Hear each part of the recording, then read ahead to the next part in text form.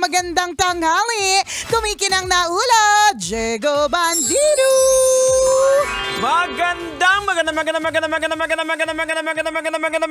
Magandang tanghali. Kumikinang ina. Ina mo! Di ko iala. Hello! Sa lahat ng mga kabisya natin ng ganitong oras, nalulungkot. Ay, oo, sinabi ang daming mo pa. Kasi parang parte talaga ng Christmas season. Mhm. Yung kinakanta natin ang isa sa mga kanta ng AGs, Correct. 'di ba? Sabay-sabay Oo. po tayo. Ilagyan natin ng effects Ay, sige, para sige. para masaya.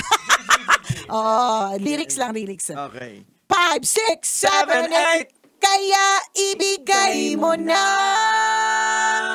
ang aking Christmas bonus.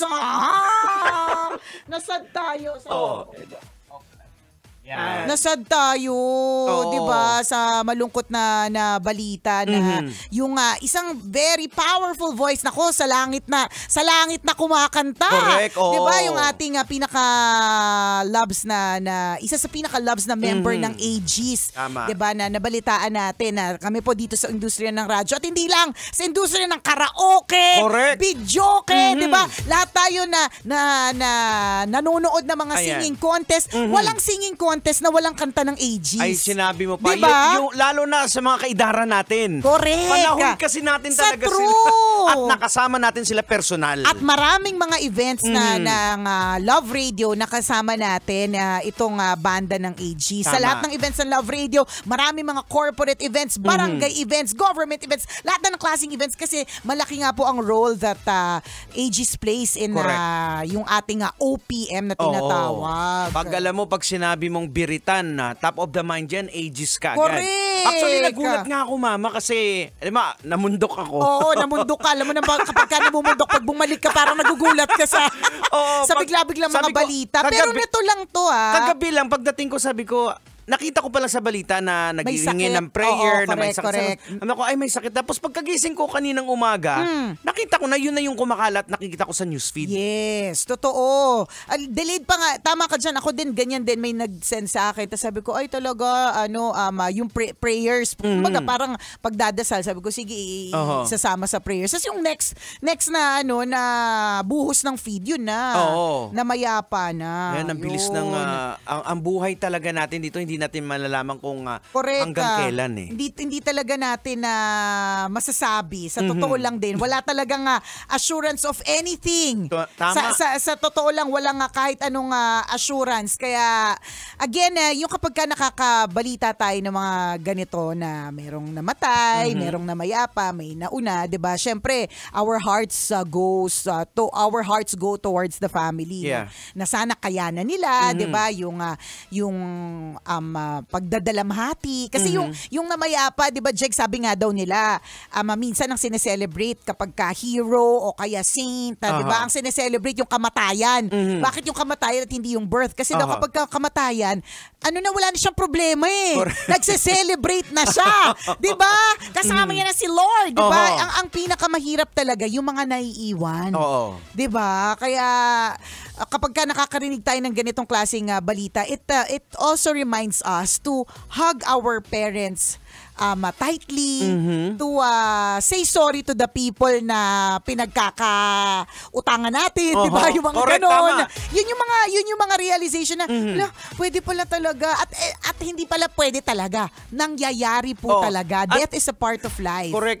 It's a reminder din sa atin kasi kung minsan nakakaligtaan natin, masyado na tayong nagiging busy sa mga gadgets, nagiging busy ka na doon sa kung ano-ano mga bagay na pinagkakabalahan mo, wala ka ng time doon sa mga taong mahal mo, biglang Correct. kinuha ni Lord na inisip, saka ko na lang ilalabas si mama, si daddy sa kanalang. Totoo. Wala, kinuha na. Correct. At saka, nako, in time, ikukwento ko ano nangyari sa nanay ko recently, pero ayaw niya kasing ikukwento eh. Pero Wag ibig mo na kasi sabihin, baka nakikinig sila. Oo, wag na. Tsaka ayaw ni mother. So, ibig sabihin, anything can happen talaga eh, at any given time. Tama. So, isang pagpapaalala lang din talaga sa atin na sana wag tayong umalis ng bahay natin, nakagalit natin yung mga nandoon. Correct. 'Di ba? O di naman kaya yung mga ganun, wag nating tagalan yung mga negative emotions and negative feelings towards other people, especially those people that we love. Oo. Kasi lagi nasa huli yung pagsisisi na, ay ano ba yan? Hindi ko inabot. Oo. Sayang naman. At Diba? kakargahin mo yan habang buhay. Correct. Dala-dala mo yan eh. At ayaw naman natin yun. Oo. So yun lang, isa lang po itong reminder while of course nagdadalamhati yung pamilya ng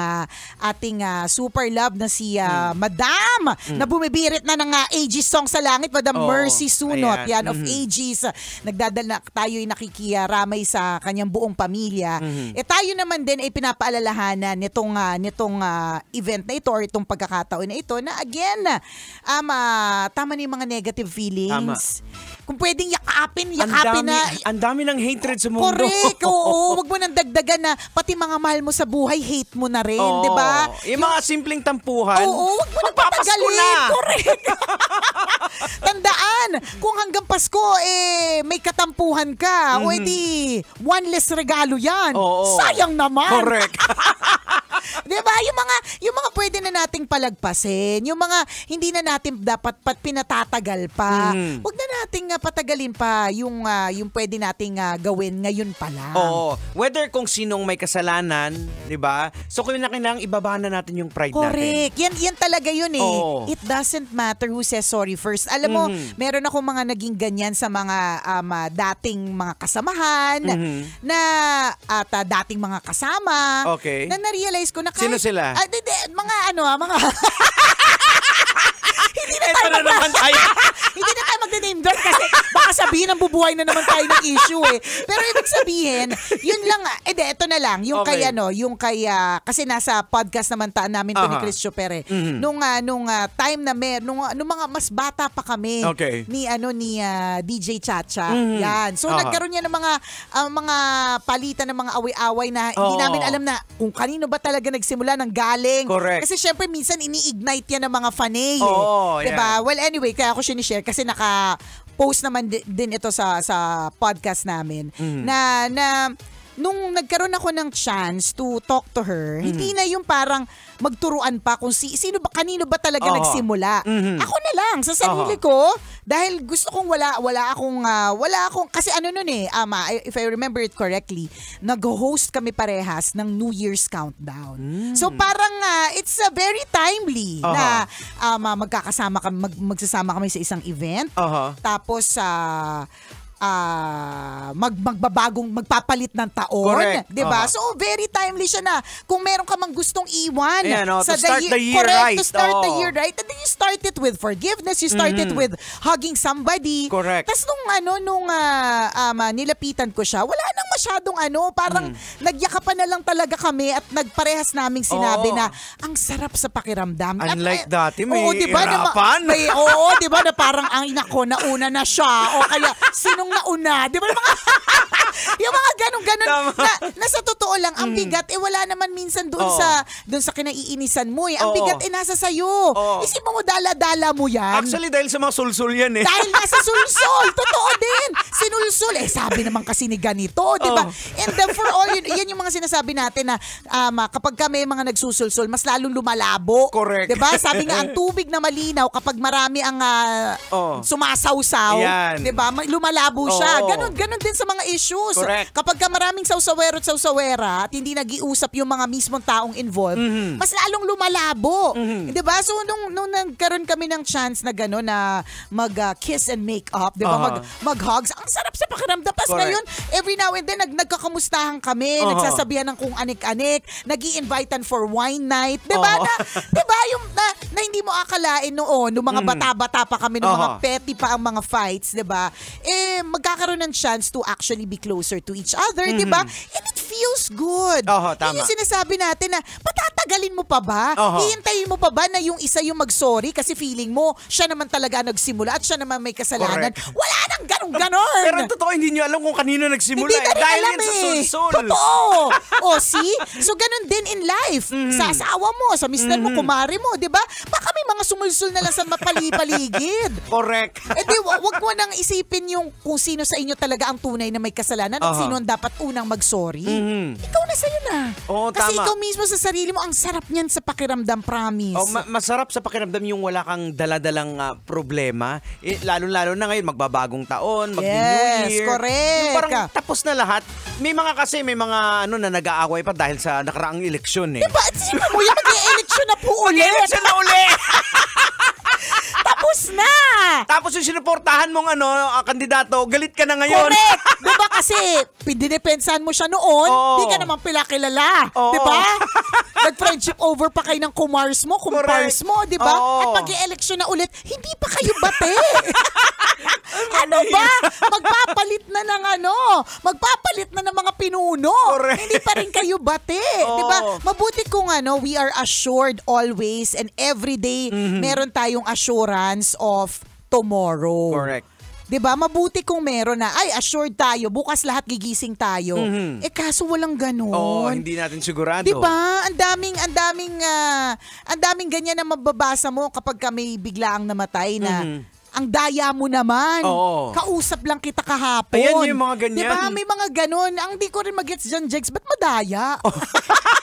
Dayang-daya ka, hindi mauna ka din. Hindi gusto mo sumunod ka. Nadadayaan ka pala eh. Sunod na. Yan talaga hindi ko maintindihan yung ang daya mo naman. 'Di ba magkausap lang tayo kahapon pero ang katotohanan doon hindi madaya.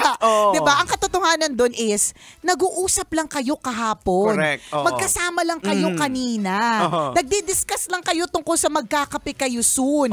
Tapos hindi na natupad kasi nga walang assurance of tomorrow eh. Tama. Walang assurance of later eh. Correct. 'Di ba? Kaya yung mga pinaplano mong gagawin na soon na, gawin mo na ngayon. Gawin mo na. Especially sa pagpapatawad, pag-reconcile. Yes, correct. Pagbibigay ng pagmamahal. Kaya kung halimbawa, ang tagal mo nang iisip, ano ba, ibibigay ko na ba yung advance birthday gift ko kay Nicole Ayala? Kasi birthday niya na next week. Huwag mo nang patagalin pa! Malay mo! Correct! Hindi natin sure. Hindi tayo nananakot, pero malay nating lahat. Hindi totoo. Kaya nga diba every time we get to celebrate another birthday, sa halip na mainis ka, mag-deny ka sa age mo, mayamot ka na nagdagdagan ka na may isang taon, na dati ka nga Generation X at ang dami ng generation na nakalipas, diba? Ipagpasalamat mo. May mga ibang hindi na narating yung narating mong edad. Kaklaruhin lang namin yung malay mo ha. Si Nicole walang mangyayari sa kanya kasi protektado to eh. Ay, akala ko ikaw kasi. Baka hindi mo mabigay yung regalo mo. Doon kami concerned sa'yo. Sa'yo na pabigay pa lang ng gift. Protektado to si Nicole eh. Protektado pala ako ni Lord. Akala ko kasi masamang damo, matagal mamatay. Pero protection din yun Alam mo, lahat ng nangyayari sa ating buhay is actually protection. Yeah. Minsan nga, kahit na ang hirap tanggapin, yung kamatayan is still protection. Pero mahirap siya intindihin Hindi ko rin siya wini-wish for anyone. Naka-close ko, kahit hindi ko ka-close. Kasi apakahirap tanggapin yan. Pero yung mga ganyan din daw is actually protection. Ako, naniniwala ako, it could be a protection, especially yung mga kabataan na nadadamay, ng mga inosente, na ang bata pa namatay. Well, it's because, again, consequence ng kasalanan. So, mas maaga siya. Baka pag lumaki siya, mas matindi yung isa-suffer niya dito. Or, correct, mas matindi niya isa-suffer niya kasi alam ni Lord na yung personalidad nito medyo mahina-hina to Ito yung mga pwedeng maka-influence sa ibang tao or pwedeng basta mahina. At just patas naman si Lord You will be judged according to your heart. Since bata ka pa, and malamang sa heaven ka sa kanya ka. Yun na. Diba? Yun na ang punta. Pinotektahan ka lang na hindi ka pa magkasala, na hindi ka na mag-suffer. Gumawa pa ng matitinding mga kasalanan. Sabi mo nga, at hindi na dumaan sa matitinding panghirap. Although, hindi yan madaling intindihin Hindi para sabihin namin, okay lang yan, may namatay sa inyo kasi redirection. Hindi! Mabigat pa rin. Hindi yun okay. Diba? Walang magsasabi kahit kailan na okay yung ganyan. Pero ganun talaga eh. It happens. Kaya again, dahil nga buhay naman tayo ngayon. Yes. May pagkakataon naman na ikanta na, ibirit na yung mga kantang gusto natin. Yung date na sineset ninyong magkakaibigan na dati naman kayong business management graduate pero lahat kayo naging architect kasi puro drawing ang lahat. Pa-drawing na lahat. Lahat na lang drawing ang lakad. Ituloy nyo na kahit ano pang klaseng lakad yan, basta matuloy lang. Correct. Yung huling kita nyo, wala pa kayong bilbil. Kaya may mga belt bag na kayo. Sa true. Diba? Tapos, ang bilis ng panahon. Ang bilis lang eh. Diba? Diba nung nakaraan ng kwentuhan natin na akala natin yung 21 parang kailan lang. Correct, yung group ng 21, diba? Napanood mo ba napanood mo yung pelikulang Home Alone? Home Alone. Tagal na yun. Macaulay Culkin, diba? Pero sa akin, pag pinapanood ko pa rin siya, pag may replays, it's just like yesterday na pinapanood ko siya as a kid. Parang nakaraan lang. Parang neto lang. Pero alam mo bang 35 years ago na yung pelikula? Ay, sobra. Oh my gosh! Yung Home Along the Rain List, napanood mo yun? Siyempre naman, diba? Parang kailan lang yan. Memorize pa natin. Home Along the Riles, di ba? Home Along the Riles, di ba? Memorize pa natin. Pero ilang dekada na pala yung nakalipas kasi ganun po kabilis yung takbo ng panahon. Correct. Hindi natin namamalayan. Tingnan mo yan. Dati kayong walang bilbil, ngayon may bilbil na. Hindi pa kayo ulit nag-reunion. Di ba? Yung pelikula na lang, yung Hello, Love, Goodbye.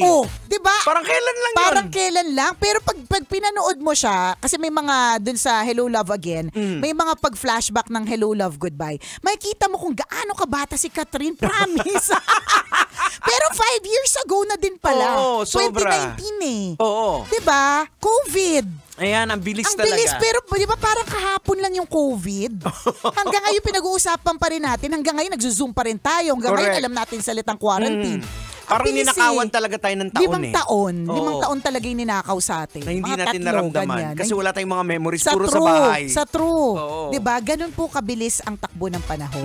So why we still have time, today is all we have. Yes. Let's cherish it. Oras natin, 12:39. Ako po ang kumikinang na ulo, Diego Bandido. Kasamang kumikinang ina mo na si Nicole Yala. Kailangan pa bang i-memorize yan? Basic! Kailangan pa bang i-memorize yan? Love Radio Basic!